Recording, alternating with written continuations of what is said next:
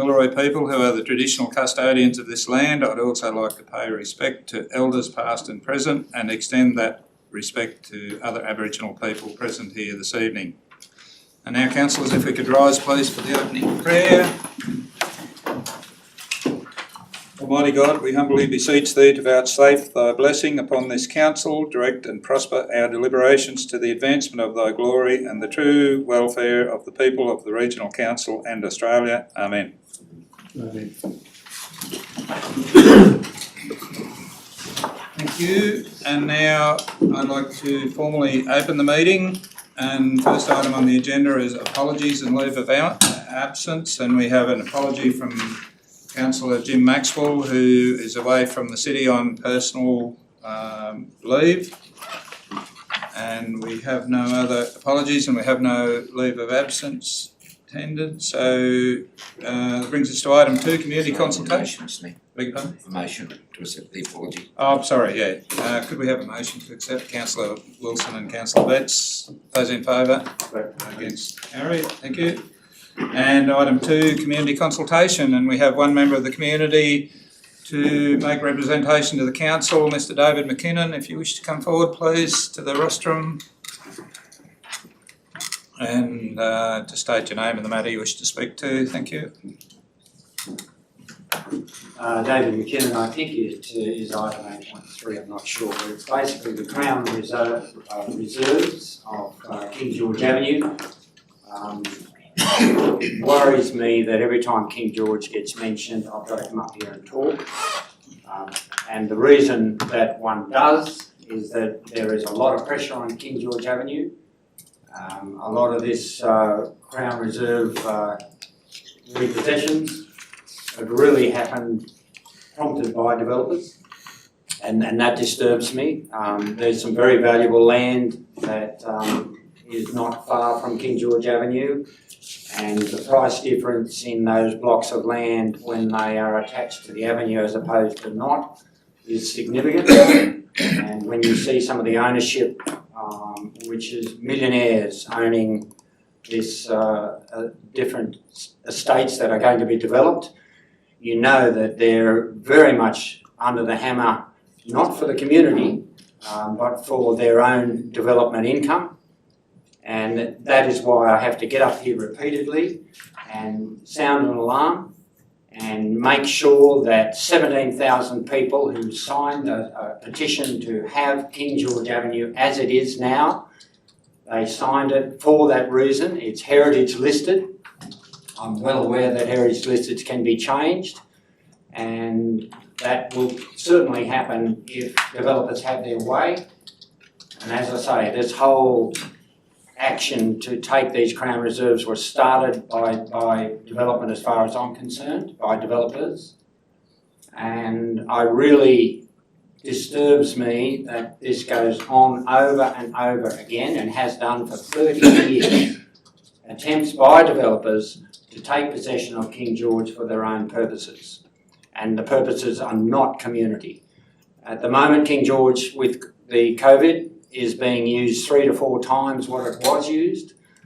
And for that reason, it shows the value for people in town to have a rural aspect, enjoying both learning to drive, learning to cycle, walking, jogging. I mean, it's extraordinary to see just how much that has been used since COVID. And that will obviously indicate how much it'll be used into the future with the growth of the town. So it is important, and I'm worried about this conversion from Crown land to council. Basically, they're driveways at the moment, and there's no real need, as they've happily been in situ now for a lifetime, and there's not been any problems with it. And suddenly now we have a need for them all to be taken over by council, and two of them at least link immediately, if not 3, link strongly to these developments. And there's going to be a lot of pressure from these developers to use them, and therefore the pressure will go onto these new Crown Reserves or new roadways, and then it will come onto King George. And there'll be all sorts of suggestions and propositions that'll be put forward to reduce and impact seriously on the recreation and heritage value of those trees. So I implore everybody who's in this room, and I'm well aware what the vote will happen tonight, but I want everybody in this room to know that 17,000 people signed that petition to have King George as it is. And please, it must be kept that way. Thank you, Mr McKinnon. Councillors, that concludes the community consultation for this evening. We'll move on to item 3, minutes of the previous meeting. We have moved Councillor Webb and Councillor Rodder, thank you. Any matters arising from those minutes?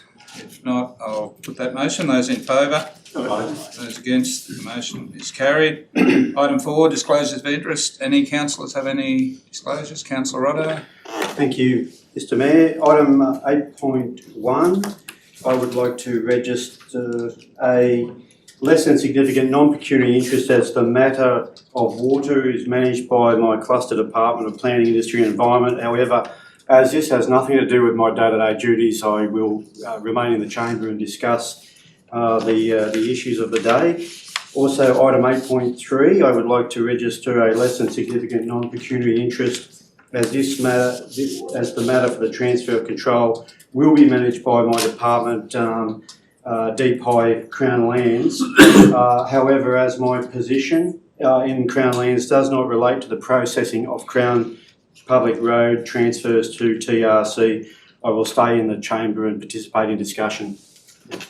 Thank you. Any further disclosures, councillors? If not, we will move on. There is no mayoral minute nor notice of motion, so that brings us to item 7.1. Move Councillor Wilson, seconded Councillor Tickle. Thank you. Councillor Wilson, do you wish to speak to your motion? Yes, I will, Mr Mayor. It was rather a pleasant experience going through all the applications this year for 2 reasons. One is that the applications were significant and they were diverse, and they came from rural locations, they came from business locations, residences, and it just shows how the towns and the region has become to acknowledge that heritage is significant, and it's a bit of a catchy phrase. So I'm quite looking forward to seeing this work activated and contributing to the town and the region. The other thing is that I think is valuable is that council's actually getting the message out well. Our comms team are delivering messages, they're being received in all parts of the region, and that means that it's successful in 2 ways. So I'm very happy to move this. Thank you. Any councillors wish to speak against the motion? Any councillors wish to make comment? If not, I'll put the motion. Those in favour? Aye. Those against? The motion is carried. Item 7.2, with Councillor Tickle and seconded Councillor Rodder. Thank you. Councillor Tickle, do you wish to speak to your motion? And councillors will... Thank you, Mr Mayor. This recommendation tonight is a result of a notice of motion which I submitted just under 12 months ago about extending and making better use of our potable water in Tamworth, and to reducing the reliance on the potable water, and to stop putting drinking water where we can down the toilet and on lawns and gardens. A tremendous amount of work has been done with consultation with industry and the public and education sessions, and we've made great progress in coming to this point within 12 months. The development control plan's been on exhibition and we've had a lot of positive feedback. One of the major advancements here is the pre-plumbing for new builds so that the grey water can be accessed so that people can apply diversion devices if they don't want to do it today. The next owner of that property may wish to. So there are a raft of measures and also a number of water sensitive design options to choose from, and including 4-star rating water efficient appliances and 10,000 litre tank, and if two out of these 5 options are chosen, then there's an incentive of fast-tracking our application. Another very positive amendment within amendment number 14 is the requirement for swimming pools to have a minimum of a 3,000 litre tank installed when they install a new pool. So we commend our community, as always, on the measures that they are taking, and I expect that these measures will be embraced and taken into the future. A lot of this is for the future. It won't happen overnight. Again, I thank everybody for their cooperation in trying to move forward on making our city and our whole region more sustainable. Thank you. Any councillors wish to speak against the motion? Any councillors wish to make comment? Councillor Webb. Yeah, Mr Mayor, we were given an opportunity to consider an amendment earlier by one or two of the other councillors. I just wonder if they're still going to press with that. Councillor Webb, the motion is a revised motion which includes two of those issues. Oh, okay, I'm just looking at the paper here. Yeah, no, it was very late minute adjustment, last minute adjustment. So in effect, the two changes are just to clarify the fact that rural dwellings which are not, or dwellings which are not connected to the water or sewer are not covered by the DCP. And the second one is just a clarification of that drainage connection underfloor with new construction to include the opportunity to connect to a grey water device either at construction or at some point in the future. Yeah, Mr Mayor, I'm happy with that. I wasn't looking at that, I was just looking at what I had in front of me, so I'm sorry about that. I just would like some clarification from the director though, that because I'm not all that favouring mandating stuff that's going to affect the affordability of housing, but I will support this amendment or this recommendation that's before us. But I'd like to ask the director or acting director of planning about the fact, is it true that, or is it possible that we can have just one of the outlets within that house, maybe the laundry tub, that is actually has to be plumbed, and will that be acceptable and meet the mandatory requirements for grey water use? So I'd just like that clarification, please. Yes, through you, Mr Mayor. Basically, the amendment does pick up the requirement for any new builds to take into consideration the installation of grey water, either at construction or sometime in the future. It doesn't necessarily have to include the entire dwelling, however, it will include some level of grey water, recycling of grey water, so it may well be from a laundry tub, from a shower, a bathroom. It doesn't have to be the entire dwelling. Does that Clarify, Councillor Webb?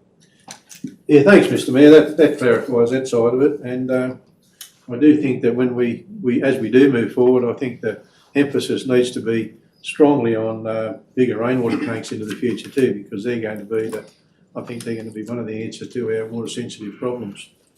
Thank you. Any further comment, councillors? Councillor Inglis.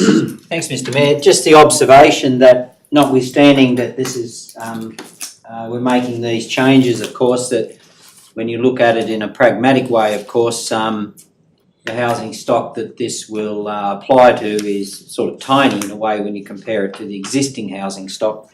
And as a council, I believe we need to keep our thinking caps on about ways to what we can, prudently and not affect affordability too much, about what incentives there are for existing housing stock to also move down this path. And of course, I believe, and we are, but I still can't help but think that in the years and decades ahead, we're going to there will be technologies to reuse our wastewater. That's a large volume every day, obviously, and and our thinking caps are going to have to stay on in that regard as well. Thank you, Councillor Inglis. Any further comments, councillors? I'd just like to add that I think it's great that Councillor Tickles brought this proposition to council. This is the start of a change process, and a change process can take many years, and I think this is probably one of the first steps along that journey of better reuse of our water, and I commend Councillor Tickle for introducing the notice of motion. So if we have no further comment, Councillor Tickle, do you wish to close the debate? Thank you, Mr Mayor. I just will make one further one with regards to being able to access grey water. Apparently it's for 50 years now that some slabs have been laid over all the plumbing. So the few comments have been made about, like, it may not happen overnight, our changes of how we use and recycle water, but at least by making those pipes accessible, those grey water pipes accessible, we're able to do it in the future. There wouldn't be a day of the week that goes by that people say, I can't access my grey water because, you know, they live in an estate that's been built in the last 50 years. So this is indeed a positive move, and actually quite groundbreaking in that we can access something as simple as grey water, but that will go a long way to help us alleviate the use of reliance on potable water into the future. Thank you, and that closes the debate, councillors. So I'll now put the motion. Those in favour? Those against? The motion is carried. Item 8.1 with Councillor Wilson and Councillor Rodder. And Councillor, just before we start the discussion, I'd like to invite Mr Logan to just clarify a couple of points there. Thank you, Mr Mayor. Councillors, if the council are of a view that they would like to change or amend in some way the staff comments that have been made in the council report, then can I suggest that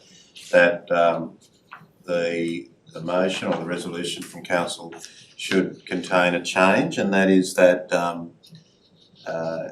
it says council provide a submission to ITAR on the proposed prices and associated issues.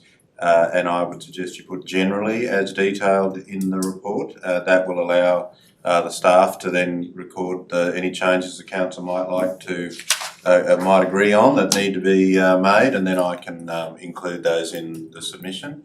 As the resolution or recommendations written at the moment probably don't have much licence to change what's in the council report. So, Councillor Wilson and Councillor Rodder, is that agreeable to you as mover and seconder? Thank you. And thank you, Mr Logan. So, Councillor Wilson, do you wish to speak to your motion? Yes, Mr Mayor. I always wonder why when water comes up, you nearly feel the blood pressure rising. It seems to do something interesting to you. If I could just talk about the IPART charges for raw water. An interesting proposition was made. In Tamworth, we're going to be paying for raw water. We're going to be paying over $700,000 for the delivery, whether we use it or not. If Tamworth were picked up and transplanted into Gunnedah, same population, same dynamics, we'd be paying $350,000. If Tamworth were picked up and transported and sat where Albury is with our same dimensions, we'd be paying $100,000 for our water. How can that be justified?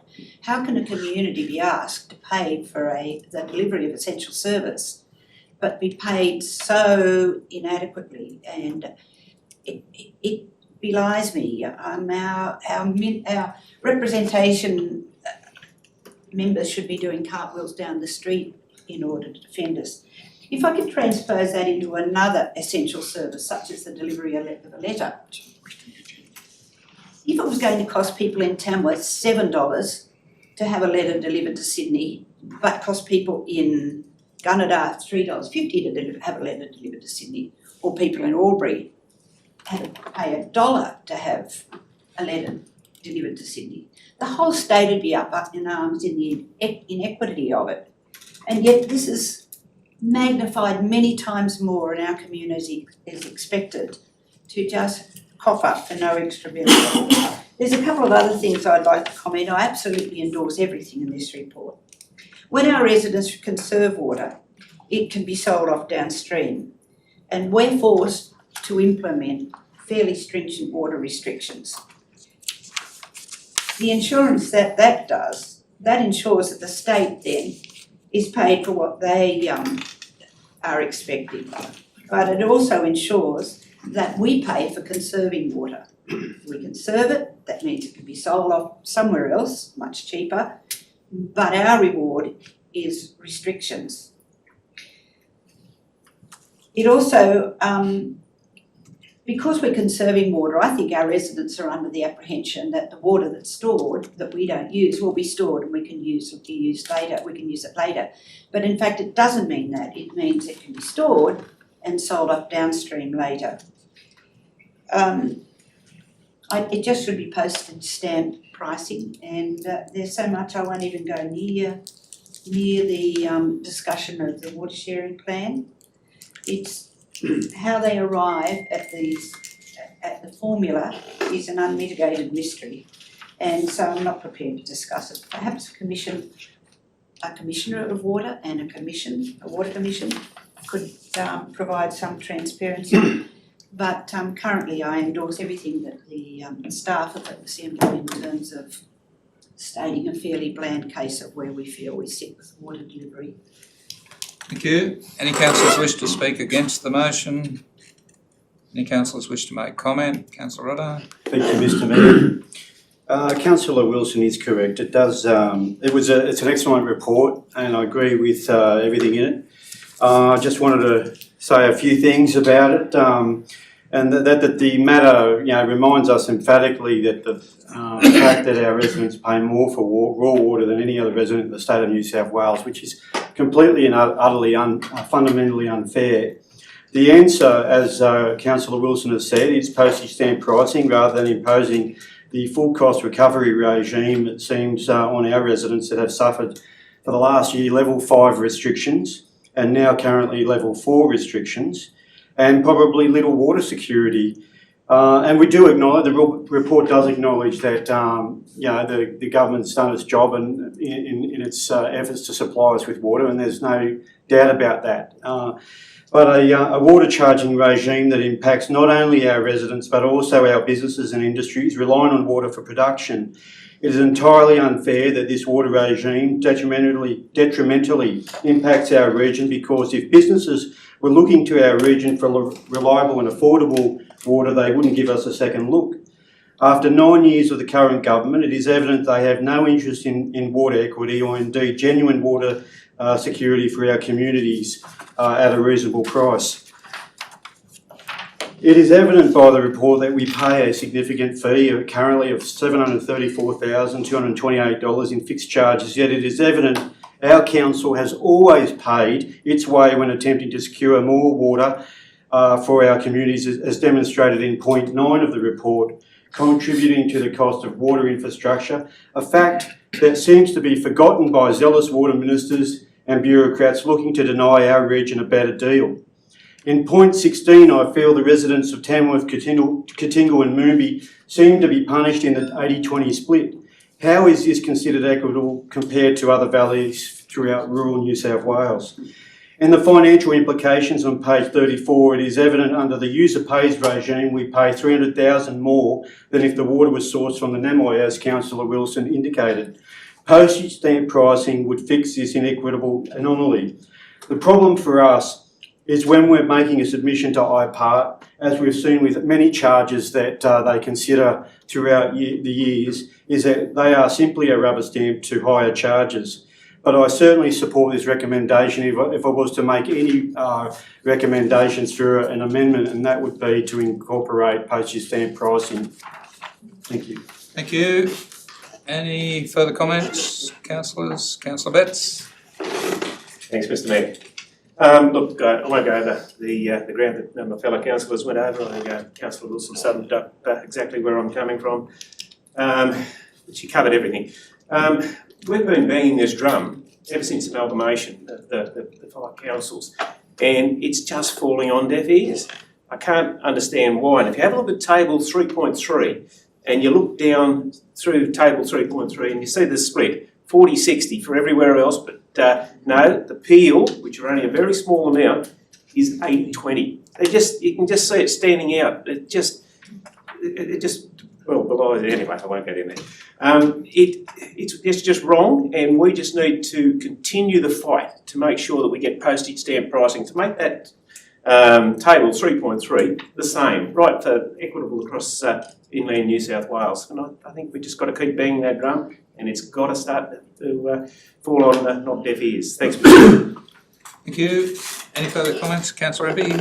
Thanks, Mr. Mayor. I wonder what the ACCC would think of this price differentiation between water that we purchase here in this valley and water that's purchased almost everywhere across the state. I don't think that they'll be all too happy. And an analogy was used with postage stamps.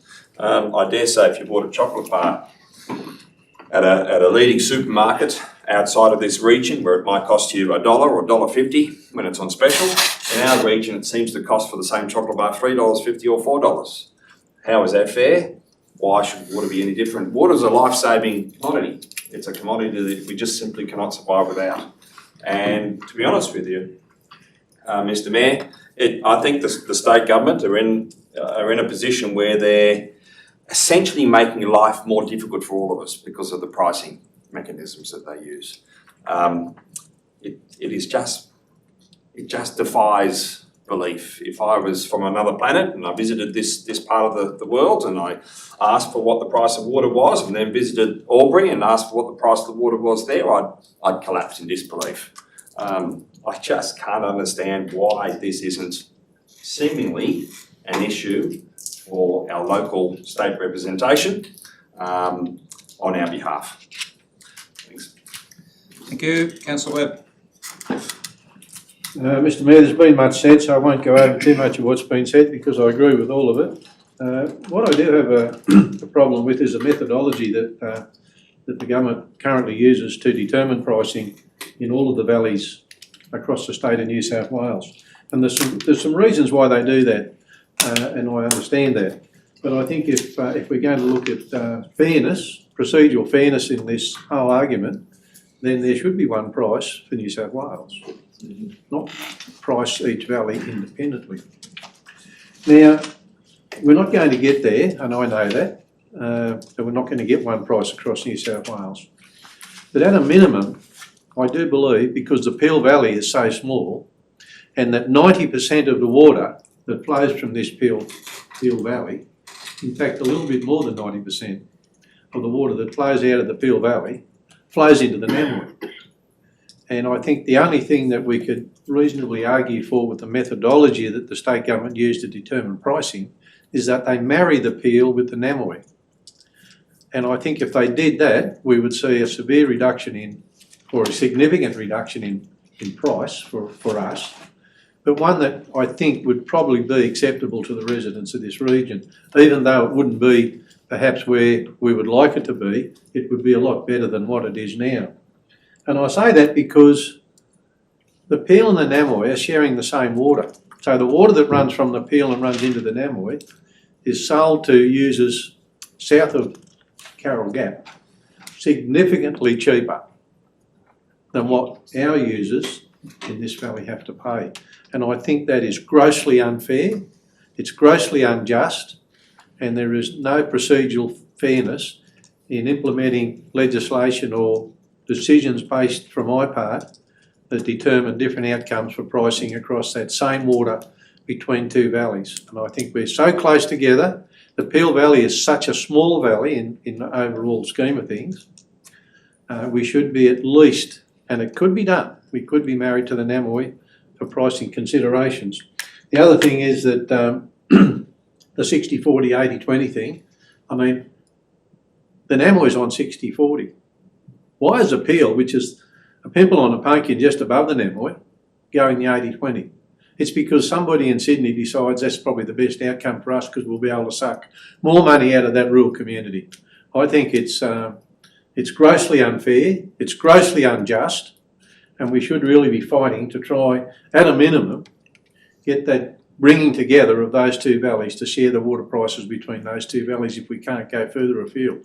We all would like postage stamp pricing, but I've got to be honest and say that's probably a bridge too far for the government.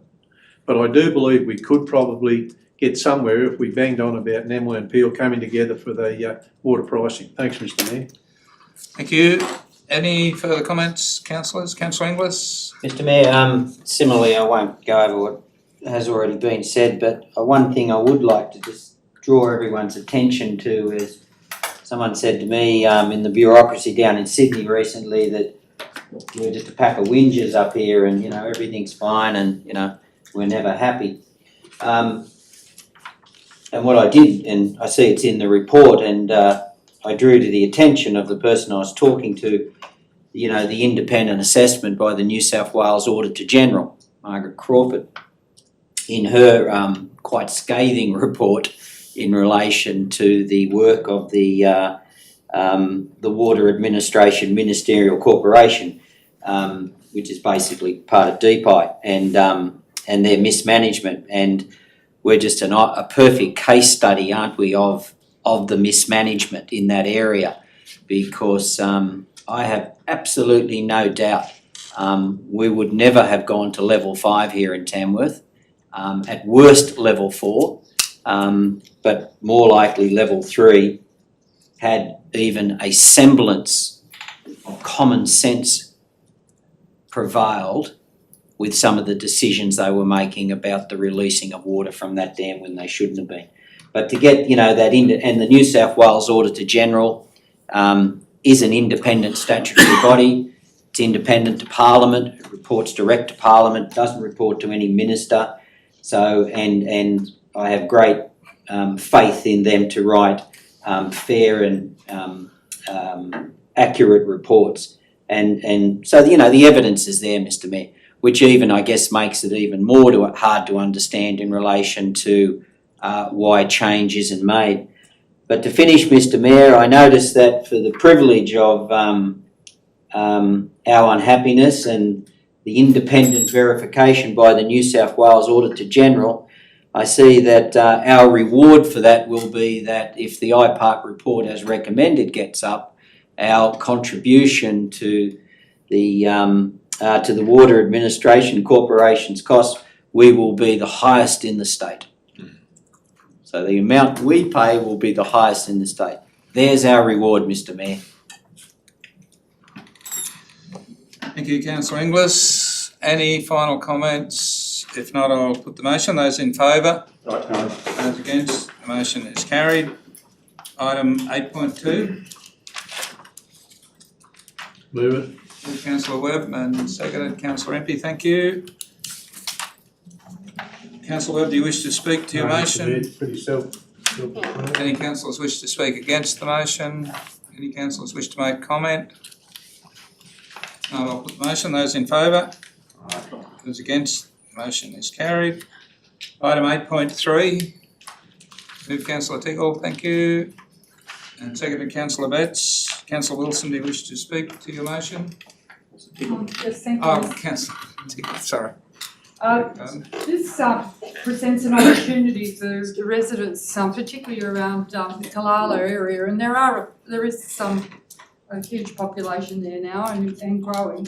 It presents a real opportunity for them to be able to connect with our CBD by cycling or walking, and there's so much in demand. People are really out there and they're conscious of getting exercise and eating healthy and maintaining that healthy lifestyle and keeping fit. And I think this is an opportunity, and Council has been given that, to have the first offer, and I think that it's the only way to go, to accept that and to open up some walking and bike tracks to connect the two areas. And I agree with our community speaker earlier, we do have to preserve King George Avenue as it is, and these areas that will be opened up are only to be for pedestrians and cyclists and people in wheelchairs, etc.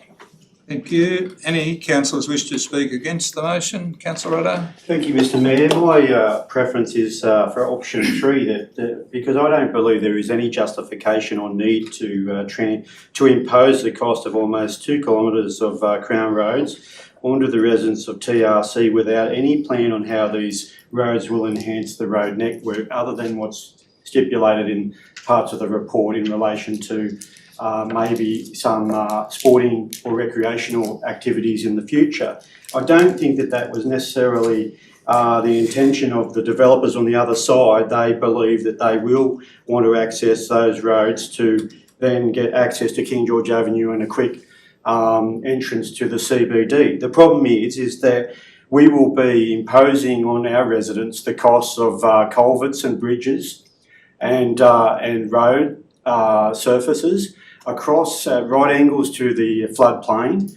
Earlier this year, we rejected a retrospective application for the upgrading of that equine centre down King George Avenue, specifically because of the concerns related to the floodplain, and this is no different. And there's and I think initially this came about by one Crown Road section, and now it's incorporated 5. And I just think it's unjustifiable that we can actually say, yeah, we'll take on all those roads. And councils actually, you look around the whole state, councils want to get rid of roads that they don't feel are necessary. And I think there's some here that are definitely unnecessary. If you look down King George Avenue, adjacent and opposite Campbell Road is now a council public road that would be fantastic for cycleway and pedestrian access from the Kalala subdivision down King George Avenue and into the main CBD. But adding all these other roads, there will be pressure, as indicated by the Speaker in community consultation. There will be that added pressure on not necessarily our council, but a future council to provide the funding for culverts, roads and bridges, including the widening of the Paradise Peel River Bridge at great cost to the ratepayers, probably not any cost or minimal cost to the developers on the other side that will benefit from their subdivision. And I just think that's just completely unfair. And I guess going then on the concerns about the heritage listing of King George Avenue, and as indicated, there was several thousand petitioners that wanted the road kept as it is, and it is notwithstanding the condition of some of those trees, and we know that they've suffered over the last few years of drought, but that avenue is being those trees that have passed away have been and removed. They have been replaced with new trees, and they will grow. And in the not too distant future, they will start to replace and provide that canopy feature, which has been the appeal of King George Avenue. And so I believe we need to be consistent with some of the decisions we made. We wouldn't allow that development, retrospective development down King George Avenue because of the impacts of that development being on the floodplain, and we should reject this request to transfer or this recommendation to transfer those Crown Public roads to council because of the significant cost into the future to council and the residents of TRC. Thank you. Any further comments? Councillor Betts? Yeah, thanks, Mr Mayor. I'll be supporting the recommendation. I absolutely believe, and always have been, that King George Avenue should be maintained as a heritage listed item. It should not be used as the any thoroughfare through from Kalala into Temmit into the CBD. This, I think, is a separate issue. I think there are many other options that we can take or will be taken in the future, way beyond this council, of getting people into the CBD from that area. But Kalala area will be a significant growth area of Tamworth. We're already seeing it now. And to close off the options to have recreation and walking and science, a number of networks to come through into that pristine area of King George Avenue, I think is be a travesty of justice for future generations. If we close it off now, you're only limited to one, basically, access. This now allows future communities, because walking, cycling, electronic bikes, they'll be used far more prevalent in the future. So I think to allow this to be left open, and I would, whatever I've still got breath in me, we'll be fighting to make sure that King George Avenue remains as it is as a heritage listed item. Thanks, Mr. Mayor. Thanks, councillor Betts. Any further discussion, councillor Wilson? Mr Mayor, I think we're all over the place on this one because I actually support option 2. We might fervently hope and say we'll defend the integrity of King George Avenue as a historical heritage listed item. And because it's got trees there, it's doubly significant, as we all know, when trees are involved. But no matter how we think it should stay, the integrity of the avenue should stay, we can't guarantee that will happen because there's many vested interests in this. Vested because we acknowledge the significance of the avenue, vested because it's to do with the property owners, but also there's a financial incentive because it can be a future carriageway linked to fairly valuable land, and there's certainly an incentive there to maintain the option of having a road go through there. The reason I like option 2 is because it takes out the 2 critical ones that can pose a issue to the lane, but it also maintains the opportunity for sporting and recreational activities for the conduit to flow between the CBD, our precinct, Park Precinct, Bicentennial Precinct, and then flow into Kalala, and further around. So option 2 takes away a highly contentious area. It maintains the opportunity for us to develop that as a recreational and cycling and walkway. I'd like to move that if I have a seconder, that we accept option 2.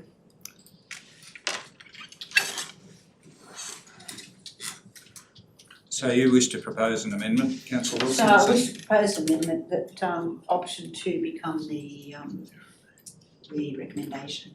Thank you, and councillor Ibby, you're proposing to second that, are you? No, but probably what, my thing's gone flat, so I haven't got anything to read. I'd probably want to stay with the option that keeps all options in council ownership.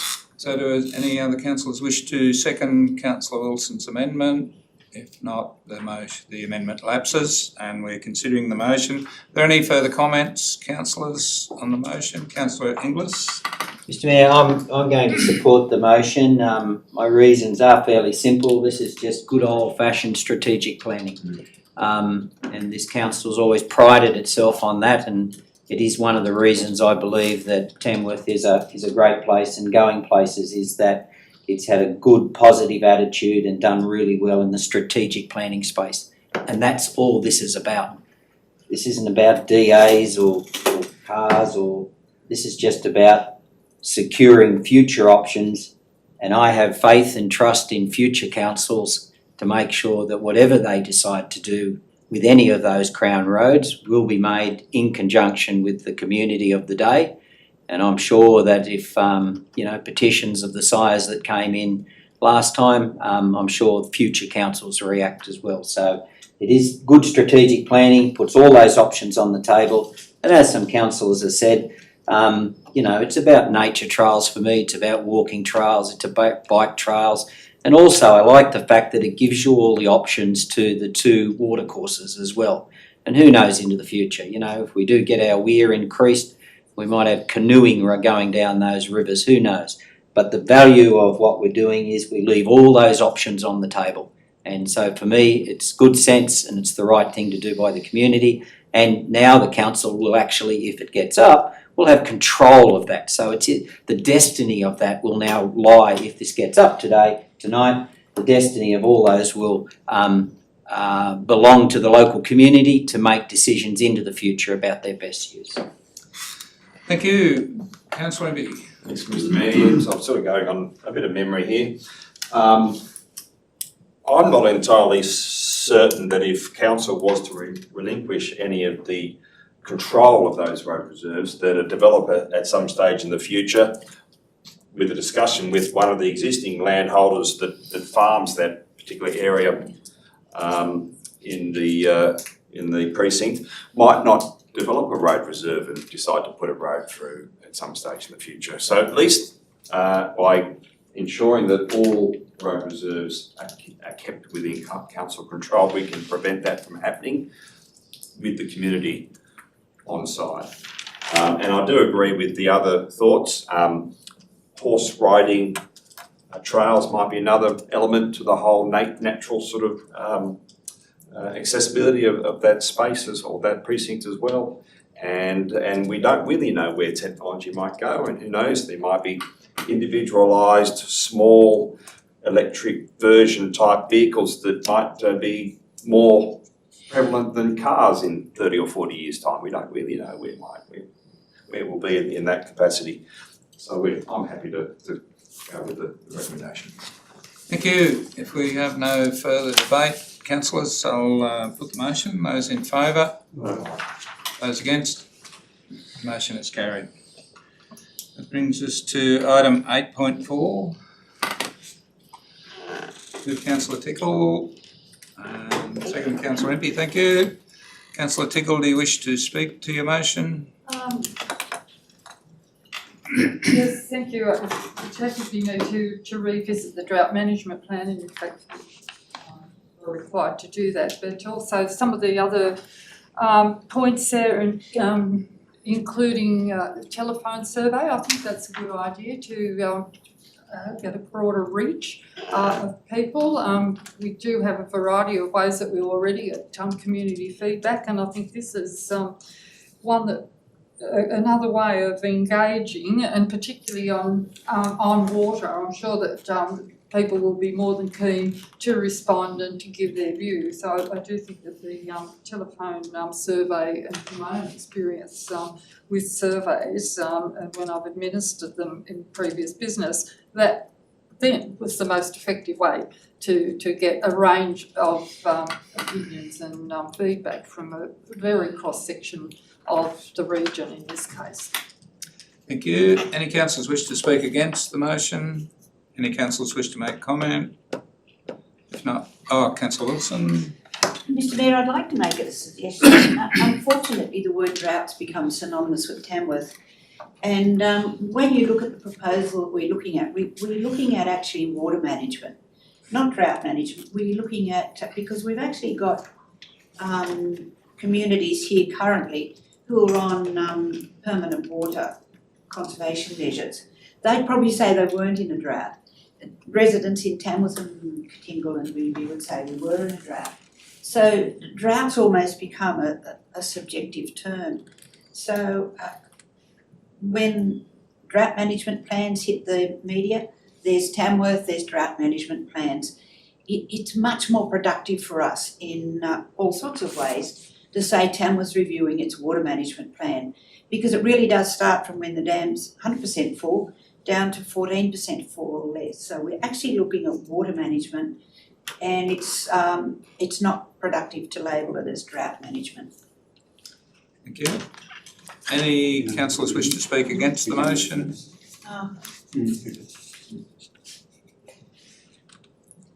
Sorry, Mr Mayor. Mr Mayor, I was just asked, is it necessary to move an amendment? Can I take advice on that, please? If Councillor Wilson, any motion any recommendation that's that we've moved and seconded, if you wish to change anything, you have to move an amendment. That's the only way to move it. But just before you do, I'd just ask you to consider whether now is the time to actually consider a name change, or whether we actually wait until the review and consider that as part of the whole package, because essentially from we are still in a pretty dire position as far as water goes. We're only at 26 and a bit %, and I think I'd be reluctant to change the deck chairs just at the moment, and I'd ask that maybe you consider that maybe that could be part of a potential review when we decide when that should be. Yeah. Mr Mayor, that's the way I initially envisaged it. It'll be part of the package, but I think we need to flag it and start thinking of it as water management rather than drought management. Thank you.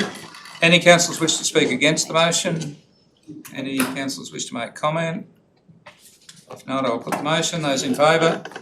Those against? The motion is carried. Item 8.5. Another one, water. Mr Logan, do you wish to make comment on this one?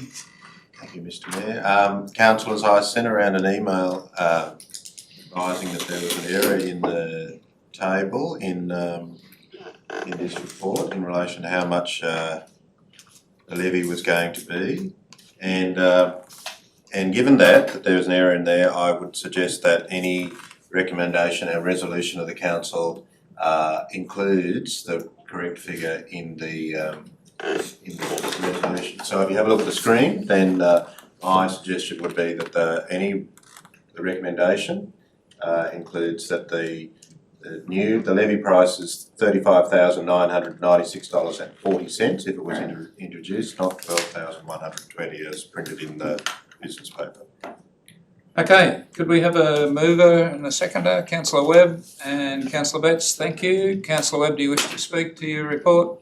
Just probably as much a question as anything to Bruce, and that is the size of a dam before it becomes a dam that has to be inspected. There's 400 dams in New South Wales according to the report. I question why. I don't question the 2 dams dug out in Connors Creek, but I do question why we've got a licence of water storage that we control the amount of volume that's going into that particular storage. It's not really governed by the amount of rain we're getting. It could cause excessive inflows that could cause damage to the walls of the dam, and here we are having to pay levies. I find that wrong, and I also find that wrong because if the wall did break there, it's only going to go across a bunch of paddocks, maybe a road that's hardly used. But to question to Bruce, what size dams actually, what's the size that before you actually have to have a dam safety inspection on? What's the size of the? Mr Mayor, unfortunately there's no easy answer to that question. It is about, I can tell you that any wall that's less than 5 metres high is usually not considered a declarable dam, but it does come down to what's considered the risk of that, what would happen if that dam was to fail.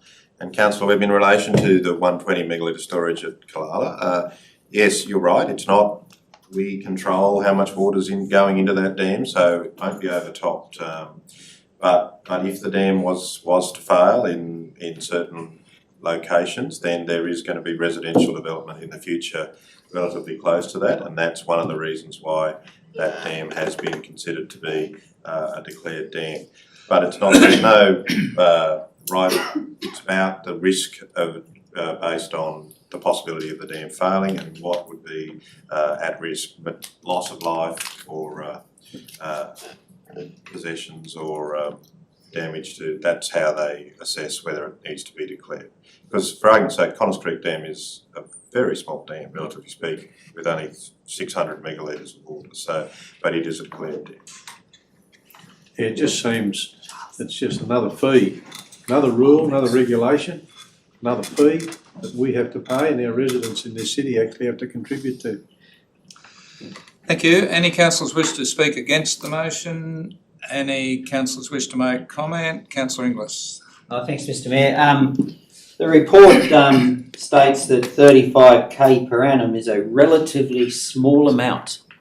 Yeah, really. True, Mr Mayor. Wealthy. It's not a small amount, and as we all know, what's that saying, Mr Mayor? From little things, big things grow. How long do you think it's going to stay 35 grand? I also noticed the report says the levy could be considered as an example of cost shifting. This is a gold medal performance, Mr Logan. This is cost shifting in its purest form. Where are they going to go? And that's the other thing I think with this. We deal with a whole range of statutory agencies and all the rest of it. Are they going to, is this a new path the state's going down where local government has to pay for the cost? You know, to recover I think, is it attempting to recover 100% of the costs of the Dam Safety Committee? Mr Mayor, they don't make that clear, and No, I'm not I sure. couldn't work that No, out. they don't You're make not that sure clear. either? I Yeah. don't know. Yeah, okay. Well, if there are, it just even makes me even crankier because, as you know, dams don't just benefit Tamworth, for example, with our dams. They benefit the environment, they benefit the whole state. They're part of a network, the Murray-Darling Basin. So if it is 100%, that's ridiculous. But, Mr Mayor, I must say that for us to not make any comment, I think Tamworth's always been very happy to make its voice heard, and I think we can be very proud of that. So to not make a submission, I'm not comfortable with that. I think at a minimum, we should at least be making a submission to say that the cost transfer is not justified. I mean, why would we not make any submission? Was that a question? I think so. It'd be less than a page. But surely all councillors feel the cost shift is not I'll on. make a comment. I take Councillor Inglis's point that the report doesn't actually say that $36,000 is not a significant amount of money. The report says that $12,000 is not a significant amount of money. I just took off. Given that I did make an error, and $36,000 is significantly 3 times more than 12,000. If the council was of the view that we should make a submission and we should object to paying that, I mean, I don't disagree with anything the council has said, and indeed some of the points, I mean, I've got the points for the submission already in the council report. So if that's the view of the council that they'd like to do that, then we certainly can do that. So, Councillor Inglis, if you wish to maybe raise as an amended amendment. Mr Mayor, I think I'll move that, and I'm more than happy to accept the change without going through the amendment. Okay, and Councillor Betts is okay. Thank you. So we have a change to the amendment to raise a submission. As being enumerated in the report. As Thank Mr you. Logan says, Mr Mayor, the points are in there. It'll take about Okay. 10 minutes to write that. Any further discussion, councillors? Any comments? Councillor Embry? Thanks, Mr Mayor. So just getting back to the Kalala water storage, it's fully lined. So I would imagine the risk of any water flow from that particular storage, I don't think it's a dam, I think it's a storage facility, would be very, very, very minimal. I mean, are they going to do the same thing with Prospect Reservoir in Sydney? I don't know, who knows? And the other point I wanted to raise was if we're expected to pay a levy for a structure that holds back water, with the exception of Dungowan that we don't own and have any control over, and we've talked about that tonight, should therefore the state government relinquish the control of the water so that we can manage the water a whole lot better than what the state government does? I just wanted to make that point. Thanks, Councillor Embry. Councillor Wilson. Mr Mayor, now we're going to be paying for the oversight of dam safety. Do we get insurance as a bonus? Because if something goes wrong and we're paying for the oversight of dam safety, then surely there should be a payback in some way. Councillor Wilson, I'm not sure that I can answer that. As the dam owner, I guess we're the ones that must assume responsibility for the liability, so.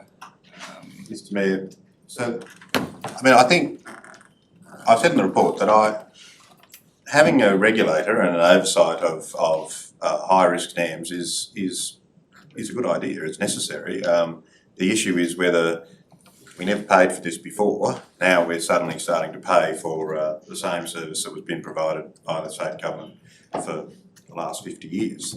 That's the issue to me. I mean, I don't believe that we remain the owner of these structures. They are relatively high risk, and if they were to fail, then as the owners we'd be liable. But there is a definite need for some regulatory authority to make sure that as an owner of these high risk structures we comply with certain requirements to reduce the risk of that happening. Okay, any further comments, councillors? Questions? Councillor Webb? I'll just close the debate, Mr Mayor, as a mover, and that is to say that talking about cost shifting, and we've seen it here as the Councillor Inglis said, one would wonder over the next few years where the next level of cost shifting will come.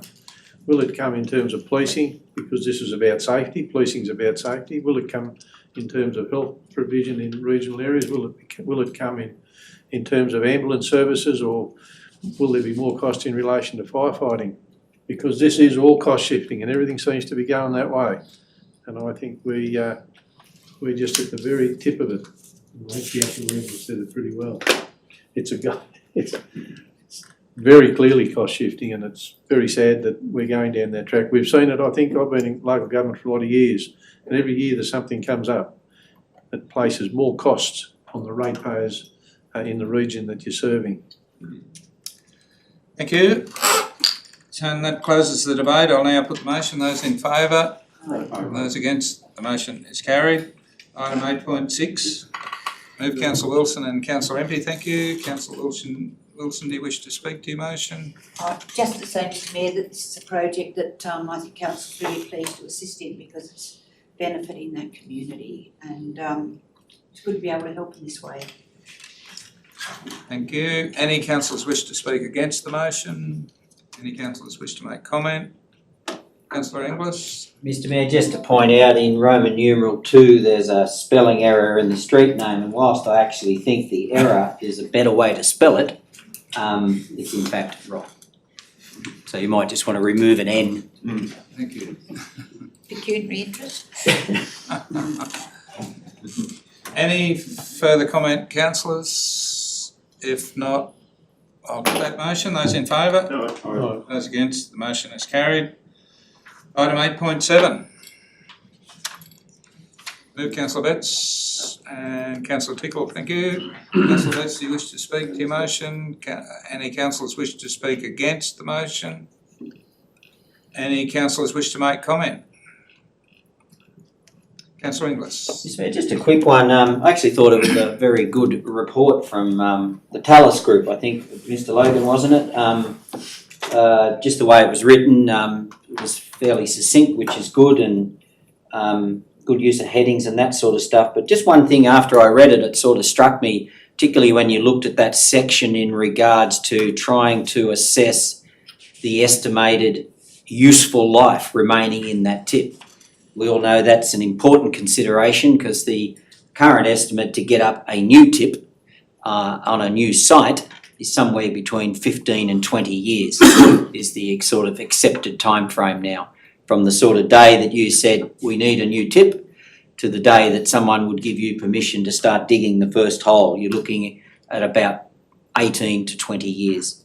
So therefore, you think in relation to, so when I looked at that report, and it was interesting, that section, because it was talking about, and it really highlighted, didn't it, the impacts of the types of compaction rates that you have, because there was a huge variation between that estimated useful life based on the particular compaction methodology that you used.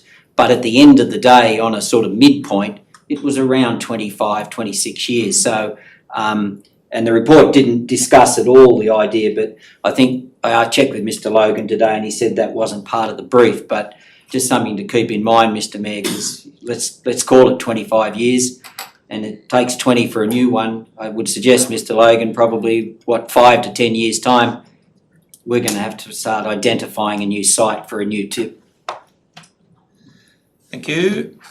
Any further comment, councillors? Councillor Otto? Thank you, Mr Mayor. There was only that concern, particularly raised during a workshop when we discussed this, was the current disposal method of the leachate, and the absurd reason was because DPI suggested that it couldn't go down council's own sewage system, which I think is absurd. I mean, you'd think that they were running the show, disposing of it instead of council, and that's why I thought it was. So it says in the report that we've got to construct a evaporation pond quickly to deal with the issue of that disposal because of the impost by the state government on councils to dispose of it in a manner other than down the drain into a system that's managed by council. And I cannot understand that. Who thinks that garbage up? I can't answer that, councillor Otto. Would you like me to make a comment? Yes, please. Councillor, yes, that's, whilst we own the sewers, and we obviously own the tip, and you would think therefore that what we put in the sewers, in our sewers, we would have total control over. We don't. We don't, the state government can prevent us from putting anything liquids into our sewers through the trade waste regulations, and they do have the power to not agree with a proposal by council to put certain trade waste in our sewer, and they can withhold approval to do that. And they've actually changed their mind on this point. They previously gave us permission to do that, and they've, because of some changes in the quality of the waste that's been going into the sewer, they've now made a decision to withdraw that approval, and we can no longer put it in our sewers. So yes, I can see where you're coming from, but they do have the powers to stop that from happening, and they've done it. Any further comment, councillors?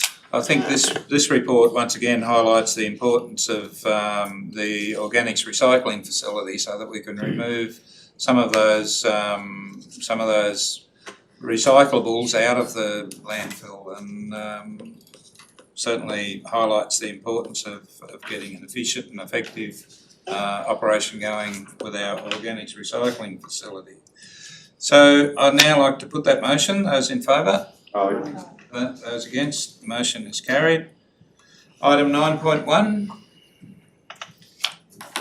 Move it. Move councillor Webb and councillor Betts. Thank you. Councillor Webb, do you wish to speak to your motion? Any councillors wish to speak against the motion? Any councillors wish to make comment? If not, I would just like to, note the enviable nature of this report, and that certainly enhances the reputation of the organisation, where we don't have any public interest disclosures, where we don't have any corrupt conduct reports, no maladministration reports, no serious and substantial waste. They're really good statistics, and I commend the organisation and everyone in it for being able to maintain a reputation that allows a report like that to be written. So, councillors, I'd now like to put the motion. Those in favour? Aye. Those against? The motion is carried. Item 9.2. Mr Mayor, before you put that, could I make a comment? Yes, please. Councillor, just in relation to this report, the executive management team met this morning, and we were made aware of some funding that's been made available by the New South Wales government, I think it's New South Wales government, relating to events, and we've got the opportunity to potentially be granted $20,000 to hold an event. So we'd like to actually remove item 2 and just leave that out, essentially. Obviously, any event would be a COVID-safe event, and we've got to be able to demonstrate that that would be the case. But we don't think we should eliminate the option for us to investigate that at this point, and maybe put something on for the community on Australia Day in a safe way if that should eventuate. So the recommendation would just change to have 2 dot points with the removal of the dot point 2 that was in the original report. Thank you. So do we have a mover, councillors? With Councillor Betts and Councillor Rodder, thank you. Councillor Betts, do you wish to speak to the motion? Any councillors wish to speak against? Any councillors wish to make comment? Councillor Imby. Oh, look, this is just something on the run, I suppose. Well, I did think of this before. In the report, it mentions that councillors will announce the winners of the awards. I just wondered whether it could be a thought to consider that last year's winners could announce the winners of the awards, or, you know, members of the community who do a lot of work behind the scenes and never really get to see the light of day, and maybe I don't know, others could announce the winners. Might be just a thought. It is. We could certainly take that on board, Councillor Empey, and I guess it's an online event.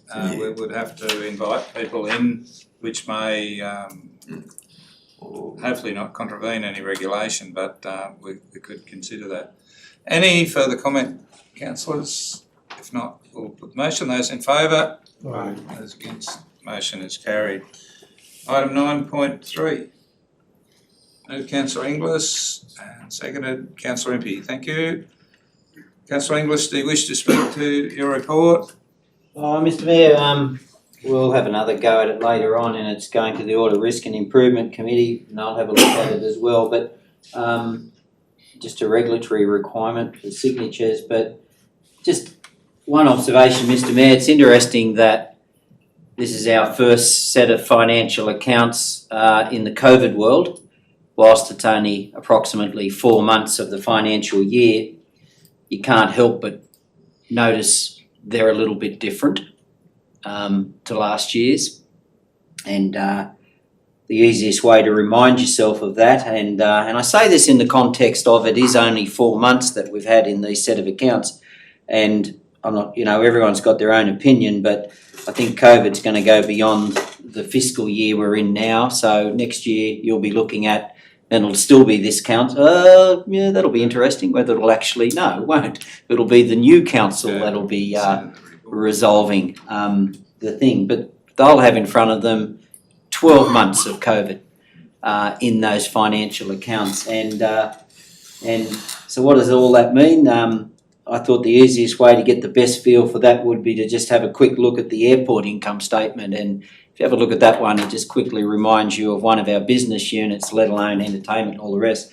But yeah, just the impacts are there to all to see. So I can't help but wonder how our first 12-month COVID set of accounts is going to be, Mr Mayor. Thank you. Any councillors wish to speak against the motion? Any councillors wish to make comment? If not, I'll put the motion. Those in favour? Aye. Those against? The motion is carried. And item 9.4. Councillor Webb moving and seconded. Councillor Impey, thank you. Councillor Webb, do you wish to speak to the motion? Any councillors wish to speak against? Any councillors wish to make comment? If not, I'll put the motion. Those in favour? Those against? The motion is carried. And that brings us to item 10.1. Moved Councillor Inglis and seconded Councillor Wilson. Thank you. Councillor Inglis, do you wish to speak to your motion? Mr Mayor, just a comment on the, it's in the minutes, but I just thought I'd raise it. It really, and it's sort of stuck with me since that meeting. As you know, I'm the chair of that group. But in the, and as the report says, we've sort of changed our format, and you were at that meeting, Mr Mayor. Yep. But the reference I wanted to make was when we got to general business, and remember we had the discussion about the Country Music Festival, and that got raised initially from the community representatives. What it just highlighted, I sort of always knew it, I think, and there was a couple of artists who are in our group there, and the passion and the deep feeling that they spoke about, because it was in the context of the festival having to close. The decision was going to be made to cancel it. And they even said things like, do not use the word cancel, because you don't know what sort of impact that has on an artist. And so I just make reference, Mr Mayor, it was, and Councillor Wilson was there, but it just highlighted, doesn't it, that how meaningful, in a very deep way for so many people, that festival is. Yep. It isn't just a festival. It's part of the social fabric of this city. Yes. And it resonates deeply with some people, and that it just it was. You were there, Mr Mayor. It was interesting, wasn't it? It certainly was. Any councillors wish to speak against the motion? Any councillors wish to make comment? If not, I'll put the motion. Those in favour? Aye. Those against? The motion is carried. Item 10.2. Moved Councillor Betts and Councillor Empey, thank you. Councillor Betts, do you wish to speak to the motion? Any councillors wish to speak against? Any councillors wish to make comment? I'll put the motion. Those in favour? Aye. Those against? The motion is carried. And item 10.3. Councillor Wilson and Councillor Impey, thank you. Councillor Wilson, do you wish to speak to the motion? Me, just briefly to raise something rather unusual. This was a very difficult meeting. It occurred with really poor Blue Jeans connection. It wasn't working. It was very difficult to get those that were participating from all around the town involved, and the vision kept dropping in and out, as did the voices. Overall, it's been a good experience, but this was one of the bad experiences, and it's so good now to see that our systems are running smoothly and that meetings ahead that are held virtually are much more productive and easy to manage now, and those that are involved feel that they are actually involved. This wasn't one of those. Thank you. Any further, or any councillors wish to speak against the motion? Any councillors wish to make comment? If not, I'll put the motion. Those in favour? Aye. Those against? The motion is carried. And now, before I call for a motion to move into closed councils to consider items 11.1 and 2, I'd like to make an offer to any of those members of the public, if they wish to have any of these matters brought into open council, or any members of the council. If not, I'd invite those members of the media to vacate the chambers, and thank you for your interest and attention. And if we